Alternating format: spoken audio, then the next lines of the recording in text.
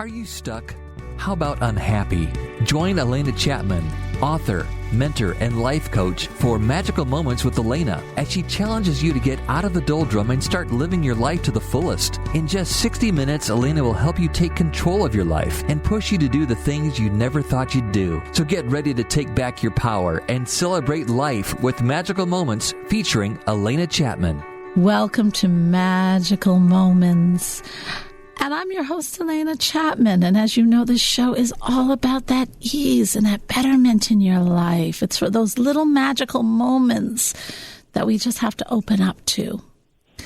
And I have my little magical nugget for you, and it ties into that.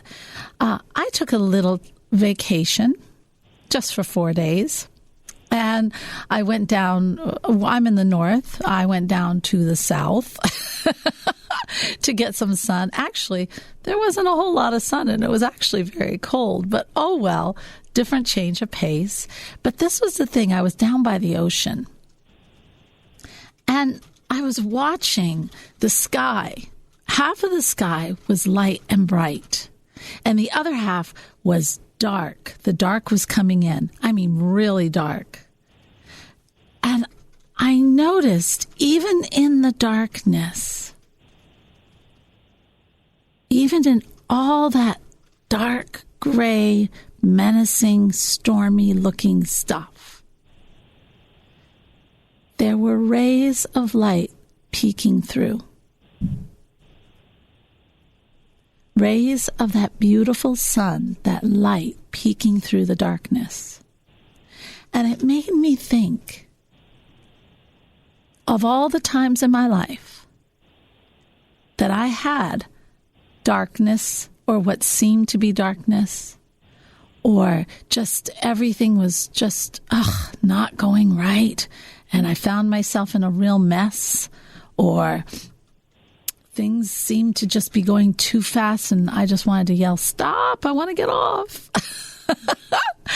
You know those kind of moments. And it looked dark.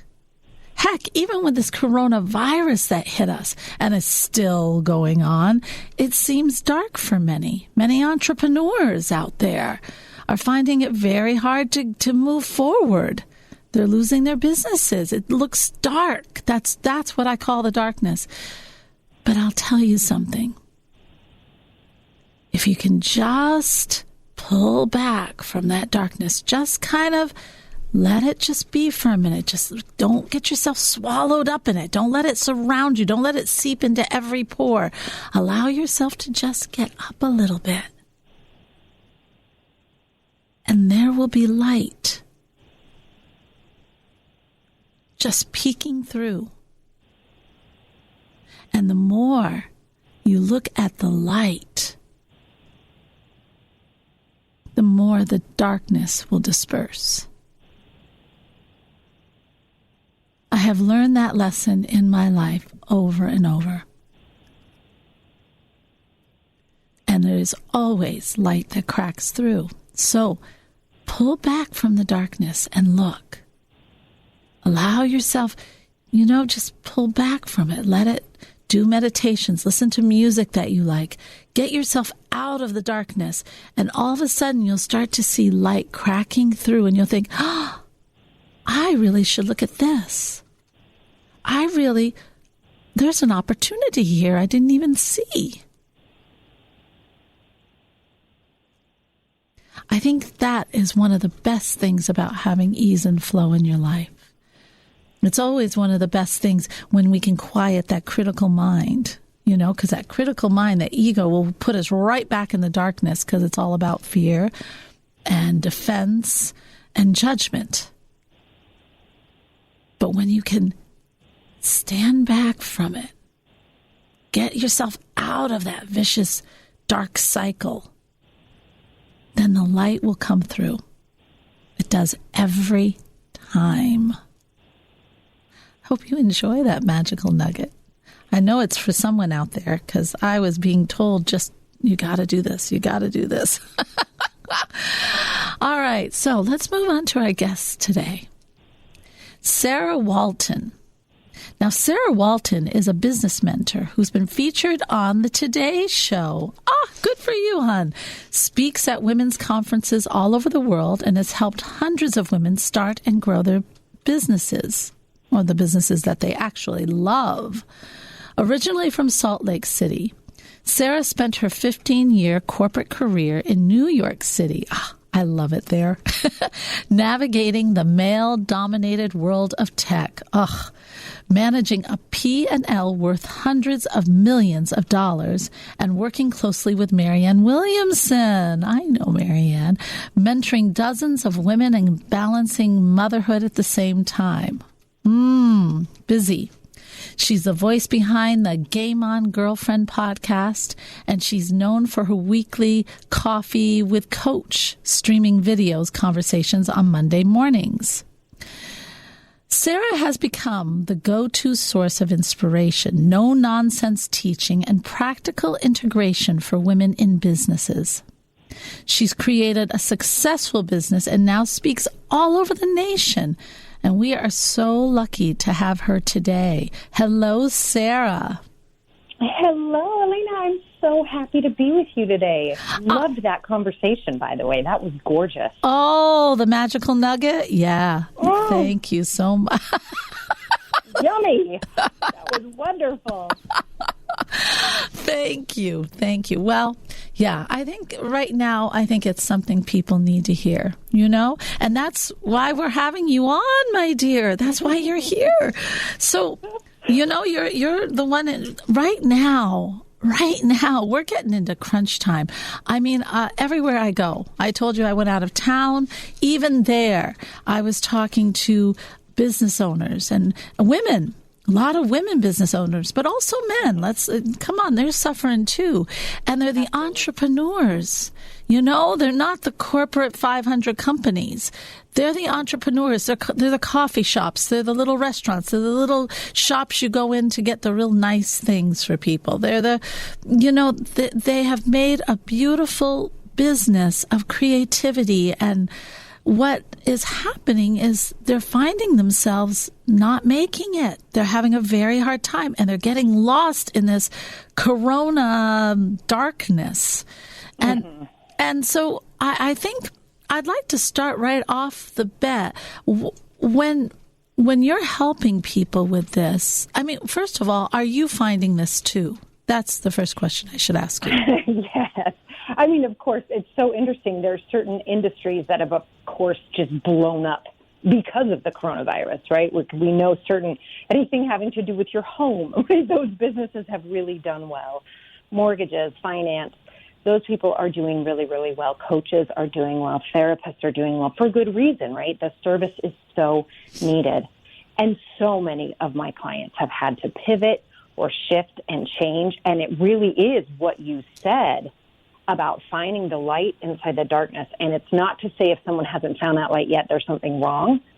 Everybody's kind of on a different trajectory and path and learning inside of this incredible disruption that we have all had to live through over the last 11, 12 months. Yes, I agree. Yeah. I agree. Everybody's on their own journey and are learning. Yeah. And that's what I tell people. Where you are right now is perfect. You are perfect because it's your own growth. But it doesn't hurt to pull back and look. Don't let yourself get swallowed up in it. Weeds. Yeah, absolutely. That dark, like when you were describing that darkness coming in, that was absolutely what I was thinking of, is how I think it's really been the experience of a lot of people of like this dark cloud just descended. Yes. And it was like, where did this come from? And I can't see my way out. And I think the way you described that was perfect for how that's felt for so many. No, thank you. Thank you. Well, all right. So if, a lot of people, when they are in a business and they do find it in the problems that they're having now, what, do you have any ideas or tools that they can start to see the new opportunity instead of sometimes the harder we think? Don't you find that I like kind of releasing it, but sometimes I find if we dwell on it, we obsess about it, oh my gosh, it just doesn't come. You're closed off your mind to divinity. All you're doing is chasing thoughts in your head. Right. And those are ego thoughts, too, like you said, so they don't really produce much. No. So may I share a story? I wasn't going to share this. Yes. After what you just said, I'd love to. Would that be all right? Okay. Oh, I love stories. Oh, yes. That's the way to describe this. So for anybody who's listening who's like, what in the actual bleep am I supposed to do right now? Like, tell me my business is shut down, or I got laid off, or, those sorts of feelings, which I completely understand, is nudges. Nudges are my absolute favorite, and they don't come when you're pacing and freaking out. No. So the story I wanted to share, it was early 2018, and I kept waking up with this idea. Now, I live on the East Coast, and the idea was host an event in LA. And I was like, that is the dumbest idea, no. And I'd go along with my day, and then the next morning I'd wake up and be host an event in LA. And I'd say, I don't want to, thank you. And then and so I was talking to my coach about it. I was like, my dang brain is so crazy. Like, what in the actual hell? It keeps saying this to me, like, oh, my goodness. And she said, Sarah, people don't wake up and think I should host an event in L.A. And I said, really? They don't? It happens to me all the time. Said, no. If you were given that nudge, listen. And I was like, all right. So I start planning this event. It's 6 months away. I start interviewing people to be on the panel. And it was so great. As I'm interviewing these women, I get introduced to a woman who's now running the California Women's Conference. And like 150,000 people apply to speak at that conference. And during our phone call, when I'm talking about our event, she says, Sarah, I want you to speak. I'm like, what? Oh, my gosh. I call my coach and I go, this is why 3 million people see this conference. Like, oh, my gosh, I listened. This is great. That was not why I got the nudge. It was great. Yeah. That was not why. 2 days before I'm supposed to leave to L.A., my phone rings. My stepmother calls me. She says, now, don't freak out. Not a great way to start a conversation, but that's what she said. She said, don't freak out. I just went to the eye doctor, and they saw something behind my eye. They think it's a tumor. I'm going in. We're going to get the results right after you land, and you're here with us. My stepmother lives in L.A. Oh. Okay. So I fly to L.A. My dad picks me up at the airport. We're driving to his house where they live together. It's about 20 minutes from the airport. We hit lights a certain way. Heaven knows what's going on, right? As we're walking into their house in L.A., the phone starts ringing, the house phone. And she picks it up in the kitchen, and I pick it up in the den, and my dad goes into his office, and all three of us pick up the phone together. And we hear, you have 13 tumors in your brain. It's all down your spine. It's all down your right femur. It's stage 4 lung cancer. Now, I got to be there on the other side of the country from where I live to meet her doctors, to go through how we were going to treat it, to look at what the prognosis was, to be with her, and to be there when she got off the phone after getting that diagnosis. Wow. Now, there's no way I could have orchestrated that, right? Like, no. There's just no way 6 months earlier when everything's fine and everybody's honky-dory, right? No way. Right. And because I listened to something I initially poo-pooed, like, what the hell is that? That's stupid, right? Use that word, too, yeah. I speak in front of 3 million people, which was fantastic for my career, totally out of the blue, a gift that I could have never orchestrated either.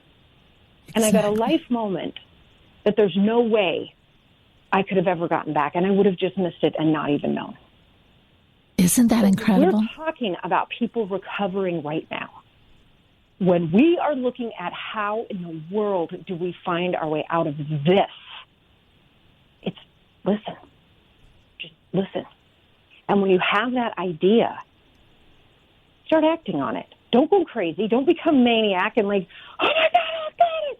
The second you start to do that, it's kind of like for people who meditate, when you finally see the blue ball, if you go, yes, I see it, it's going to go away. Yes. Kind of like that. Just act on it. Start doing stuff. And business is very basic. I think people make it super crazy. Business is offering something that will make someone's life better and offering it a price that's more than what it costs you to create it. The end. That's it. That's it. You're welcome. It's even easier than the law of compensation. Right? Yeah, I mean, it's like if you do something or create something or sell something or provide something that makes someone else's life better, you have a business. That's a business. That's exactly right. And it's a business that serves. And what is the first law of the compensation is serving. serving people. It is funny with the ideas, because what happened to you is the same thing that happened to me about, I just got up and said, I want to journal. And I thought, wait, you don't know what you're doing with journaling. What do you mean you want to journal? And you got things to do. You got a ton. And then the next morning, I want to journal. And I said, really? Really? The third time I finally went and started journaling. And then I loved it, kept journaling. And then that was my first book. It's really, it's when you are, well, even this radio show. I wasn't going to do this radio show. It came to me 6 times. 6 times. And finally I thought, okay, universe, you are hitting me over the head with this. I better find out why I have to do this show. And that is the whole thing. We do not have the foresight, the bird's eye view to know what is really going to happen. Mm-hmm. And we have to trust. We have to trust our higher self. We have to trust that there is something that knows more than we do.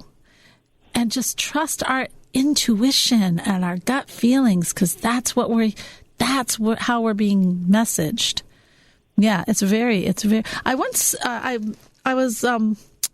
I love aha moments, and that's what we're talking about. They're little aha moments, right? Yeah. And I was talking to a guy who was in business, and we were sitting at a table, and I kind of did this little interview. I always ask people,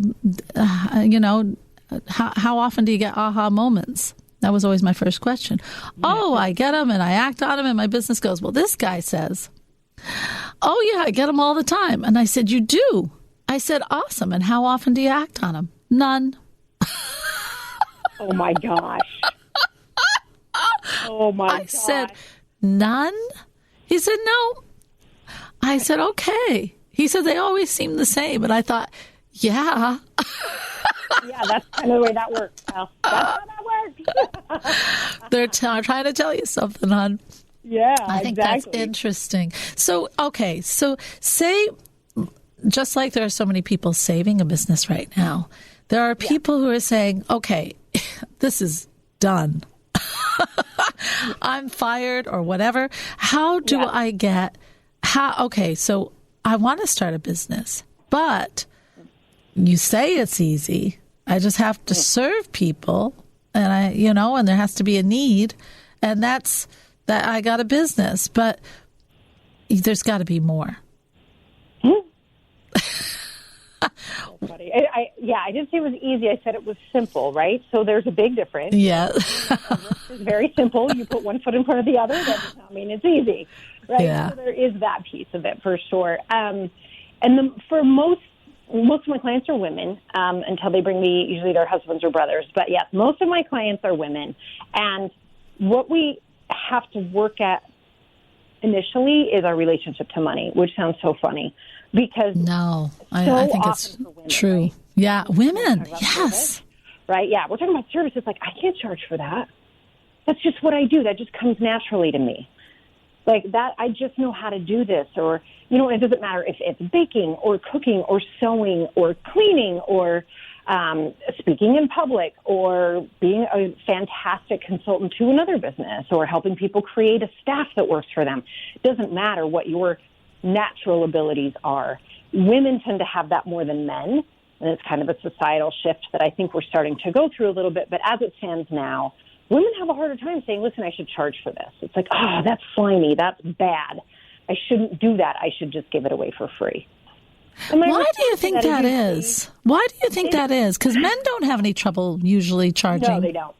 They're like, oh, you don't want to pay it? Well, fine. Go find someone else. No, it is. It's true. I mean, this is a whole other show probably. I mean, it's so good though, but it's such an important question. And that is that we're trained to do that. And we're trained that our voices don't matter as much, so we should just offer for free and be of service. I don't know if you have read Glennon Doyle's most recent book, Untamed. Say that again.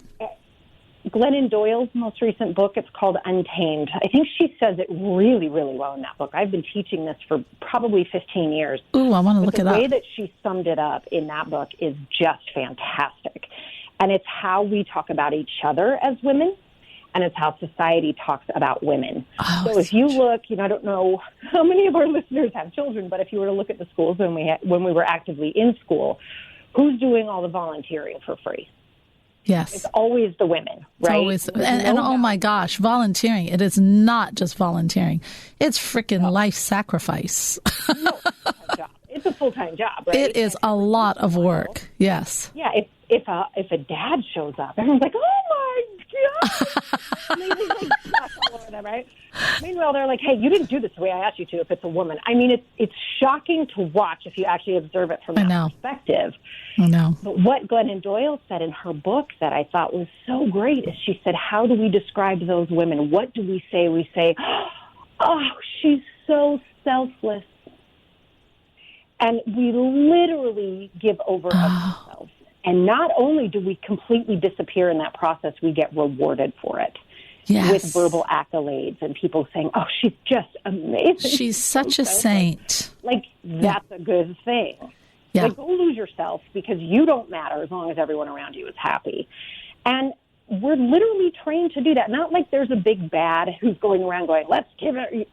But if we as women continue to do that to each other, then there's no need to control women because we're doing it ourselves. We're keeping ourselves in check, right? Like, go be selfless. Isn't that the truth? For that, right? Yeah.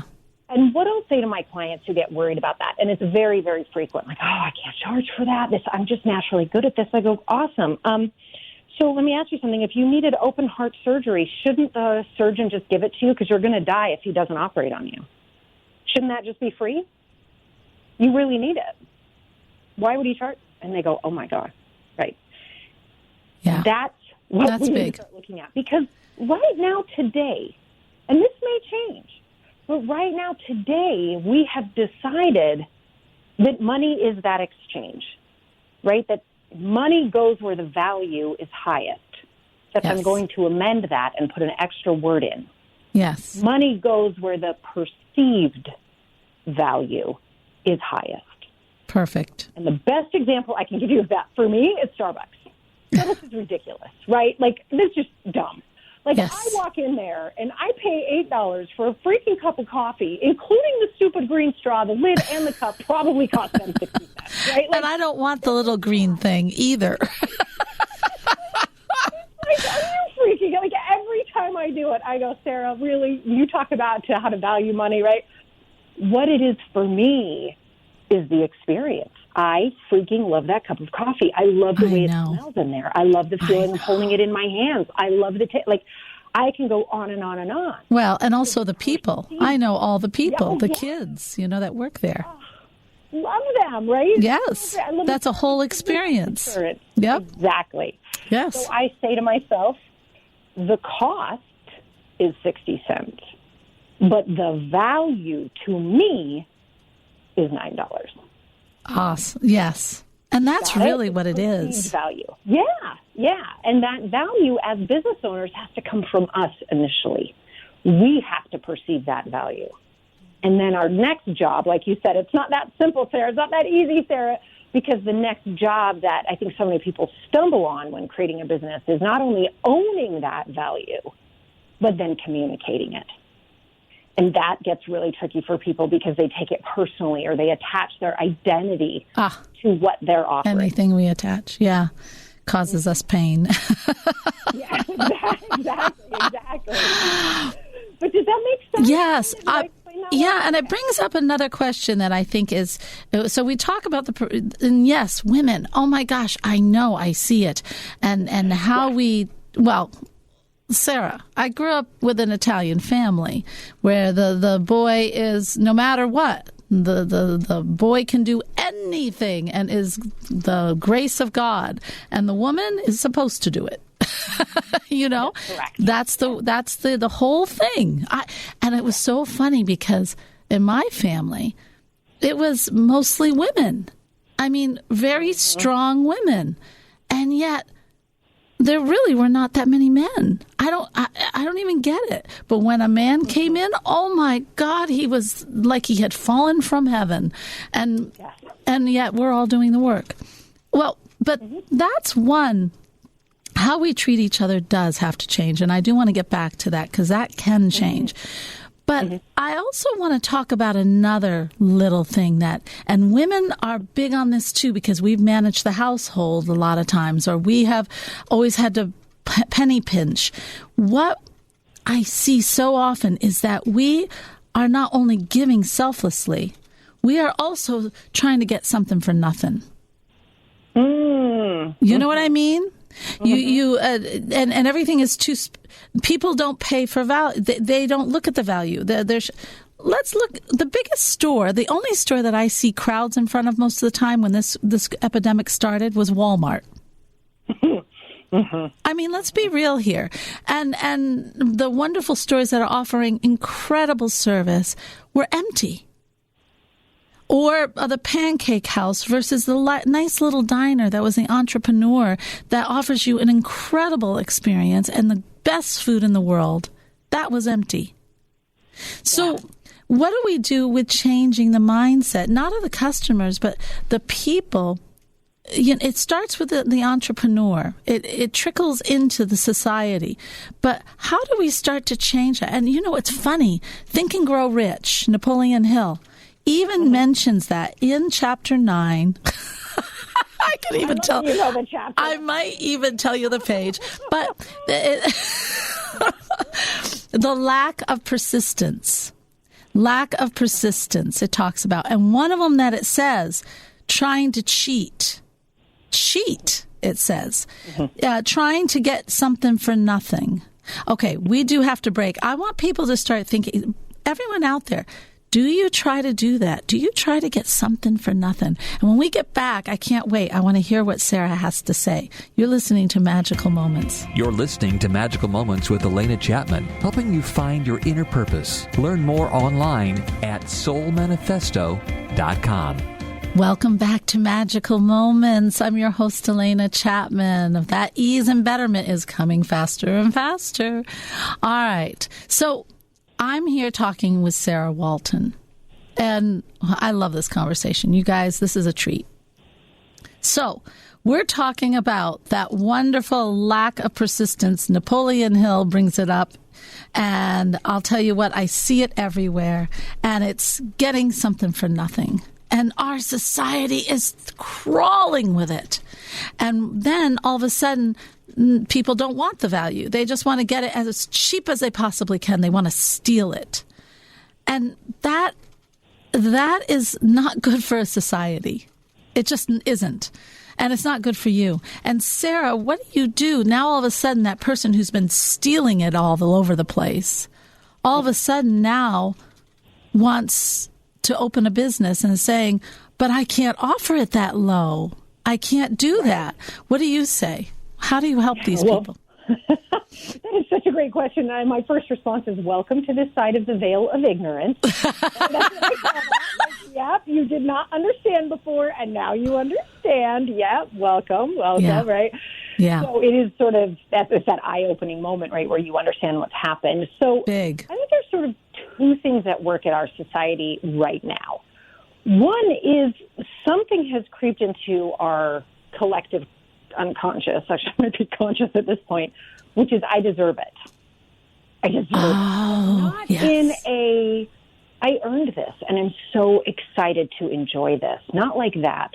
No. But in this underlying belief that there's not enough, right? Yes. And more is lack. better, right? Yes. Like those just nasty suckers, right? Of like, you better hustle. You got to get your, like those sort of things. And we're taught those, you guys. Like we are taught those beliefs. And my favorite example of that is a stupid game they teach kids, musical chairs. Have you ever played that game? Oh, yes. I hated that game. So nasty. I know. Teaching our children that? The like, boys would always push me, Sarah. I had to start pushing back.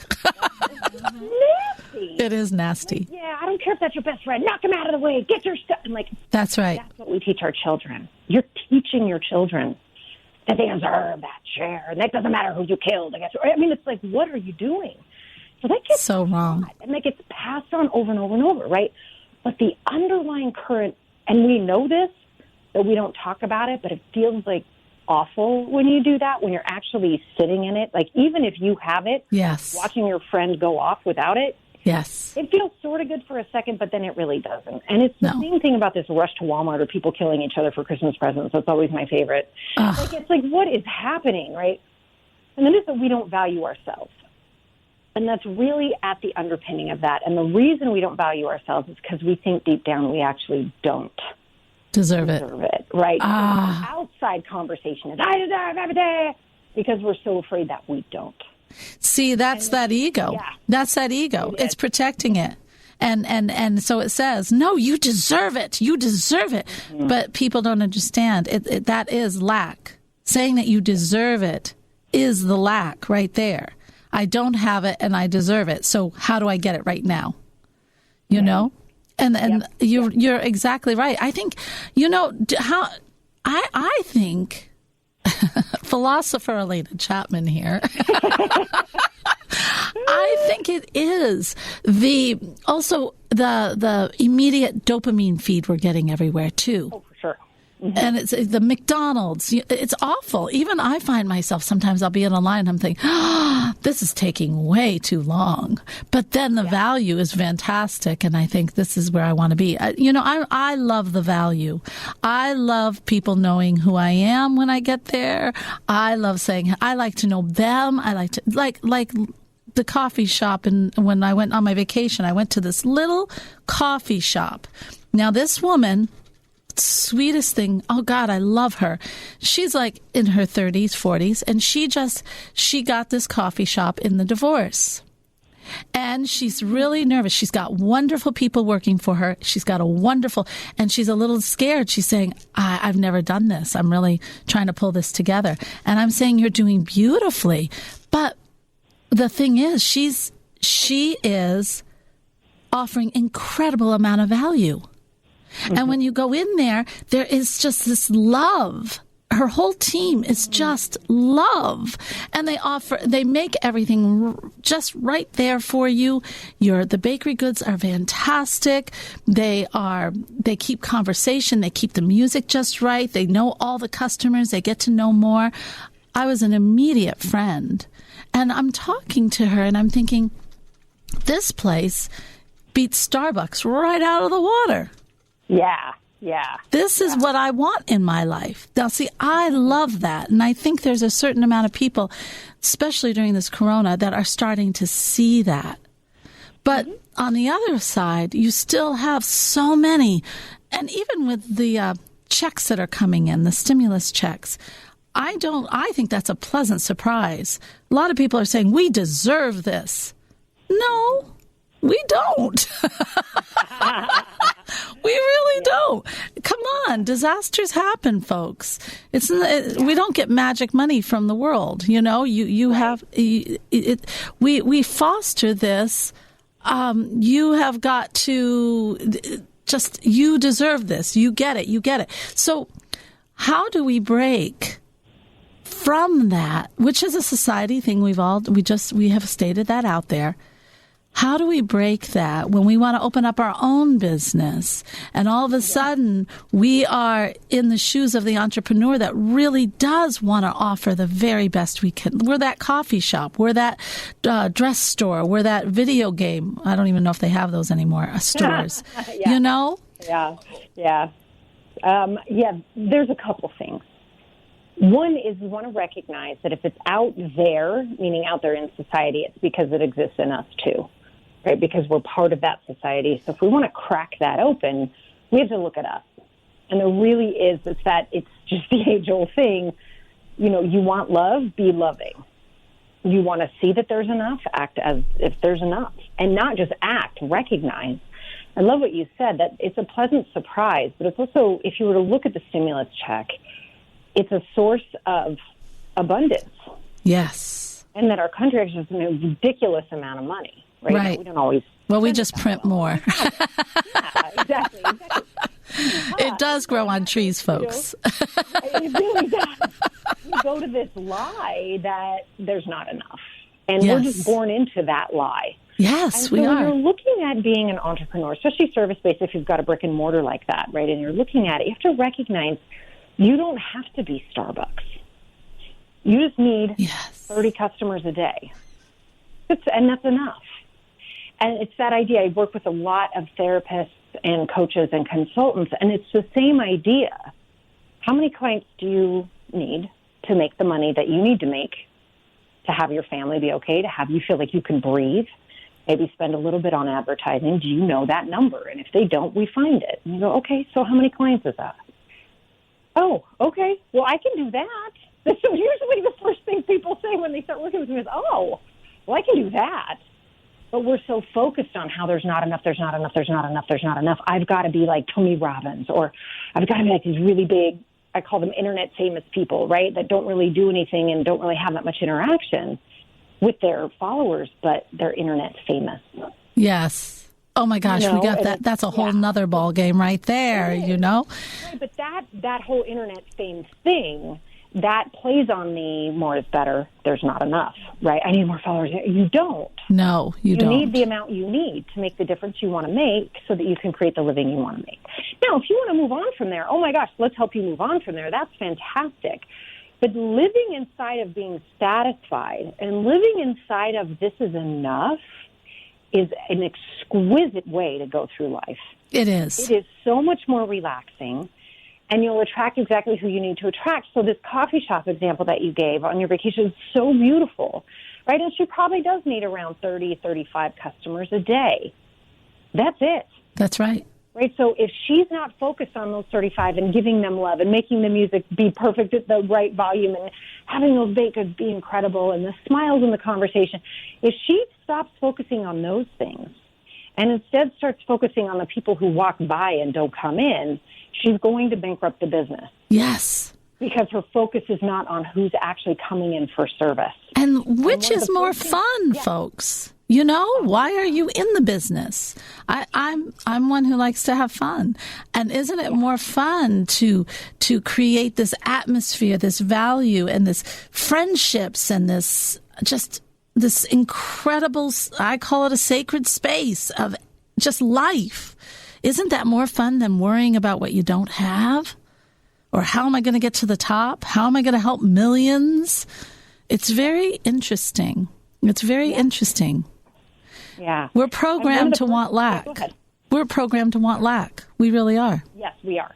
Yeah, we are. It's part of the societal conversation. There's actually a beautiful book for your listeners. If you guys want to go grab this, I love it. It's called The Soul of Money. And it's by a woman named Lynn Twist. And it's just fantastic. And she talks about these lies. There are 3 lies. The first is there's not enough. The second is more is better. And the third is that's just the way it is. And that those 3 lies keep us stuck in that. It's just the way it is. I hate that. Yeah. Isn't that great? Yeah. Oh, well, I guess everybody's greedy. Oh, well, I guess everybody's just going to shop at Walmart. Oh, well, that's the way it is. Right? And you can watch it happen. Go watch the news for 5 minutes. You'll see it all over the place. I know. You get inundated with it. And so that's part of what keeps that alive. So, again, to anybody who's going, but wait, how do we break this? You can't break anybody else's patterns. The only patterns you have control over are your own. So what I can promise you is if you start to break them, you will start to bump into more people who are breaking them as well. Your clients, customers, and the people you serve will also be the type of people who are breaking that. They're cracking that open. And, you know, to be a great leader, to be a great entrepreneur, you must be a role model. That's just the way this is. That's why when you see those Facebook ads or the internet famous and it's like slimy, you're like, what in the hell is happening? You just feel gross. It's because they're not being role models. They're not being role models. That's right. They're not doing the internal work that matches the external work. And that gap is what makes us feel slimed. Yes. It's what makes you feel bad about yourself when you run into their stuff. Well, they're all into sales. They're only about making the sale. They're not about helping in any other way. I see them too. I see them. I can't stand it. I pass by it, you know? Yeah. It's tough. I mean, what you want to understand is as a business owner, right, obviously your job is to sell, but there's a very big difference in saying, let's go back to the coffee shop, right? I'm going to change 35 people's days today. Now, you'll make money doing that. You will, because we have to have money now. This is like what we exist on for now. We might change that in the future, but right now, that's the deal. So, yes, you need the money in order to make a living, in order to keep continuing to be of service. But if the objective is to change 35 people's days, you're going to make a lot more money, right? But if your objective is, how many coffees did we sell today? Right? It's a very different way to go about it. And it's just, I love what you just said. They're all about the sale. They're not about understanding that sale changes somebody's life. And that's one of the first things I do when I'm about to get on a sales call. Say someone's like, Sarah, I want you to be my coach. I say, all right, let's talk about it. Let's see where your business. Sit down. My preparation before that call is, I have an opportunity to change somebody's life right now. What do I need to get out of my own way so I can be with her and see if I'm the right person to help her? Do you feel the difference? Yes. I'm not saying I'm perfect. No, I've got it all figured out. It's not like that. But it's like the focus is shifted. The focus is it's a humongous focus change, though. I mean, it's night and day. Yeah. And yet it's the simplest little thing. Yeah, I do the same thing. You know, before I get on a call with someone, I'm sitting there thinking, okay, so this is, you know, how am I going to help this person in the best way I can? How can I get them to this specific point? What are my tools? I have them ready. You know what I mean? I get myself prepared to offer them the very best. I'm not thinking of, I've got to get 30 more of that. I'm treating this person as they are. You know, and that is the special. That is what's important right at this moment. It's being in the present. Yeah. And enjoying it. Absolutely. It is. It's very important. All right. So, what got you to want to help all these businesses? I mean, you know, if you have a successful company of your own and you're doing it and you're making it happen, what made you do this switch? Because you had to start all over. I've done that too, by the way. But why did you do it?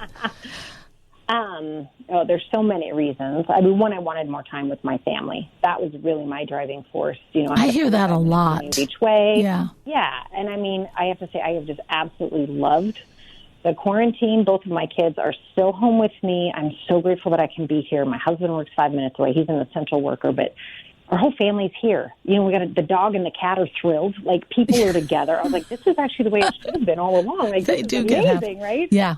And I love it. I'm so, so grateful. But that was truly the driving force. And the other driving force for me was understanding how money works. And this was really strange. Like, I'm just going to say, it was another one of those nudge moments where I was like, really? Okay.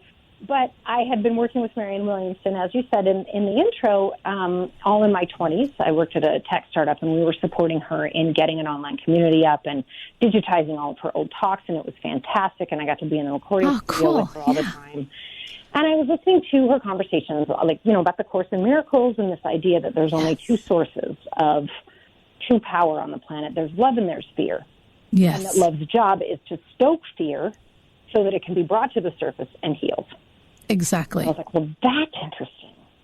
And then several years later, that sort of stuck with me forever, and I kind of watched my own emotional reactions. It was super helpful, though I, in full disclosure, have never studied the Course in Miracles. All I know is what I know through listening to her. And I'm not going to pretend I've done something You're else. so funny. Most people wouldn't say that. Yeah, well, I always have to, I eat my own dog food, like I like to say. You got to tell the truth, people. Yeah, it's true. It's very true. So I was preparing to go on stage. I was the keynote at a conference in the Poconos several years later. And I was preparing for the talk, and I kept hearing money is love. And I was like, that is the dumbest thing I've ever heard. What? Right? And as I'm practicing the talk, and I'm pacing in my cute little cabin room, and I'm like, what in the hell is this? Like, what is this that keeps coming up? And then I realized what it was. Not money is love, like we should love money and worship it, and it's a romantic love. Right. It's got a love-like energy. Yes. In that it will bring up fear. Yep. And its job is to bring up fear. And this is why people are so afraid to have it. And it's why people who get it, right, through the lottery, through a stimulus check, through whatever, they get rid of it as fast as they can. Yep. Because it's bringing up things they haven't healed yet. Many things. I don't deserve it. I don't know what to do with it.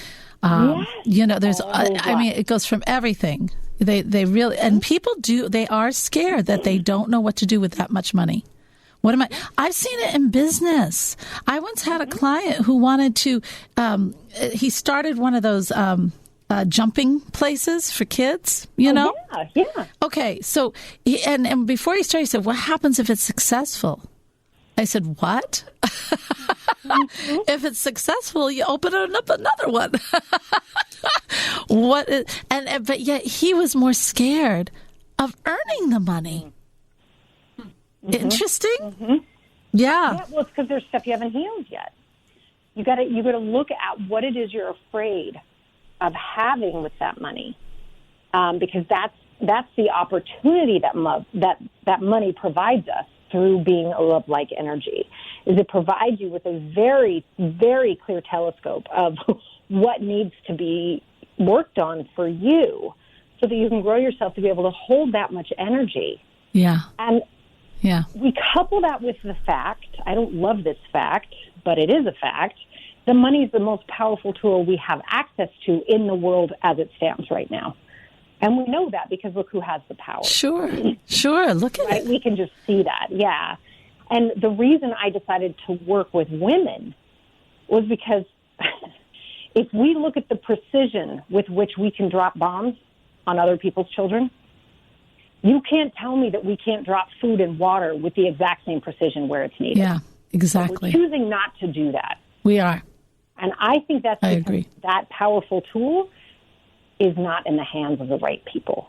And so what I say is I put more money in the hands of more women. And if you want to buy shoes and bags with that, oh my gosh, go ahead. That's fantastic. It's yours. You've earned it. You love it up and appreciate and honor the creativity and the beauty from the human being that created that for you to enjoy. That's totally different from, I got to get a bigger house and I got to get plastic surgery and I need it. Very different. So just watch your own reaction to that, because that money is an exchange of love, right? So you're actually honoring the work, the creativity, the depth of talent and focus and persistence that somebody else had to make you light up with that thing or that experience. And so honoring the money that way is part of the process. Well, it's important. It is very important. It is. Oh, yeah. Very important. Going around.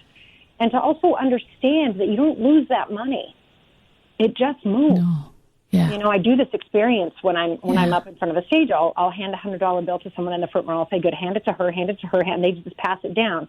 I'll go, you guys, look at it on the other end of the row. It didn't lose any value. Isn't that amazing? And every single person it touched, it provided joy, happiness, and excitement every single time, and it never lost its own power and it never lost its own value. And that's how we know that it's an energy that's consistent with love. It is. The same is true. It's very cool. And so at the end of the day, the reason I really wanted to do this and educate women on how powerful they can be with money and how money is nothing to be afraid of, it's something to be embraced and learn about. Get a killer financial advisor, invest in companies that make you so happy and they're doing beautiful, wonderful things. And eventually we will be in charge of the money to the point that we can drop the food and water on other people's children as opposed to bombs. But that's going to be up to us, and that is big money, and that's us being willing to jump into conversations at that level. Now, not everybody has to jump into it at that level. That's the game I'm playing.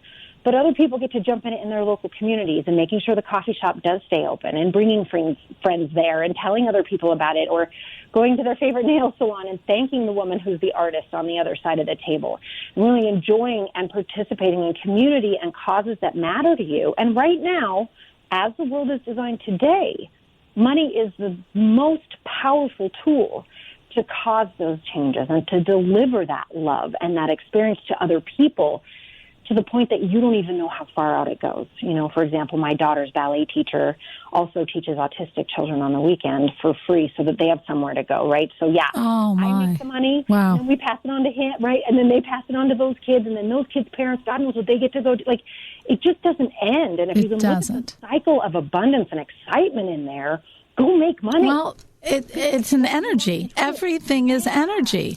And I always say money does. Money elicits love. And money is just money, but it elicits love from us, and then the fear comes.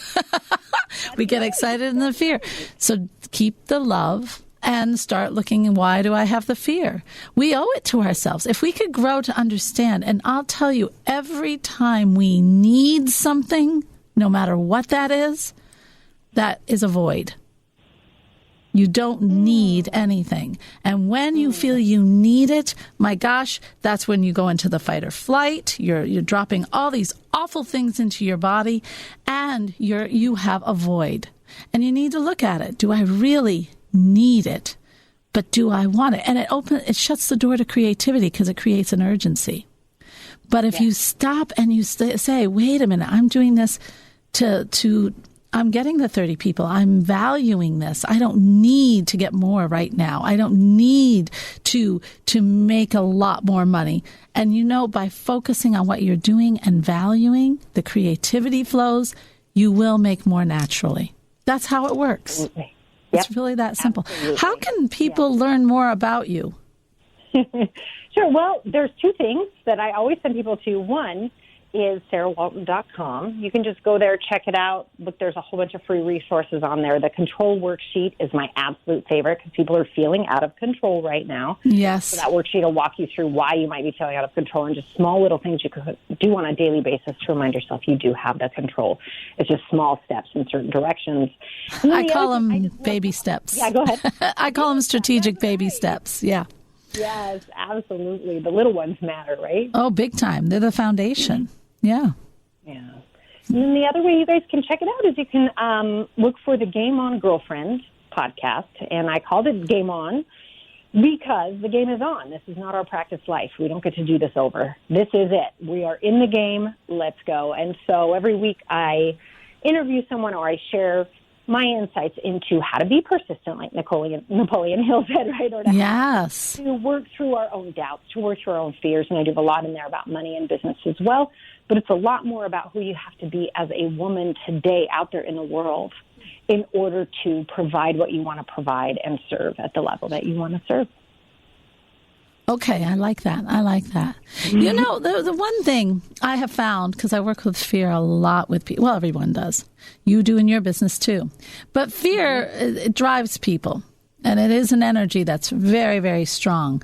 But a lot of times, when people get the awareness of fear, or they get the awareness of what it is that is causing the fear, then it's not so hard to get rid of it. It's that awareness. I once did this exercise I was speaking in Florida, and I said, okay, so all of you have a project that you want to start. What's the major fear you have? And write it down. And they wrote it down. And I said, okay, turn to a trusted friend and let them tell you that fear to your face. And actually, this could have gone really crazy, but it didn't. It was really eye-opening. They did that, and all of a sudden, they came up to me and they said, "Oh my God, my fear is so silly. It doesn't even make sense." Yeah. No, I mean the little fears that we have inside our head are they magnify like 300 times. But when you hear them out on somebody else, you think that is the silliest thing in the whole wide world. That's what is holding me up. Is that really what's holding me up from accomplishing anything in this life? It's interesting, isn't it? Yeah, that's a really cool exercise. It's very cool. And the doors it opened for people amazed me. All right. So everyone, guys, if you're in business, you want to look that up, look up Sarah Walton with all the wonderful information. And don't forget about Inevitable You, guys, because we've got that coming out. Well, it is out. And it's at soulmanifesto.com.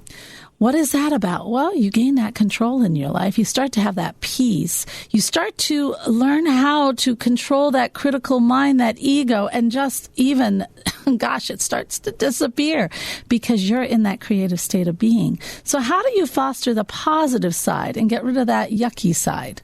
That's what Inevitable You is all about. If you're interested, it's at a wonderful, incredible sales price. It's with me and Elizabeth Gilbert and Candace Harper and Cornell Thomas, and I've got a bunch of people on there just offering incredible value. So go to soulmanifesto.com, look up some of the free stuff we have, and then get that Inevitable You while it's on sale. Oh my gosh, yes. And you get 5 coachings from me, too, free. So, guys, we owe it to ourselves because spirit is love. And if we are so stuck in our head with all those silly fears about life and money and how to live life, it's impossible to live with spirit. So let's start working through there so that we can fill our lives totally with love and spirit. Love you all. Namaste. This has been Magical Moments with Alena, featuring Alena Chapman. If you missed an episode, download it now on iTunes, Spotify, TuneIn, CastBox, Deezer, Stitcher, Google Podcasts, or your favorite podcast platform. Learn more online at soulmanifesto.com. Podcasts by Federated Media.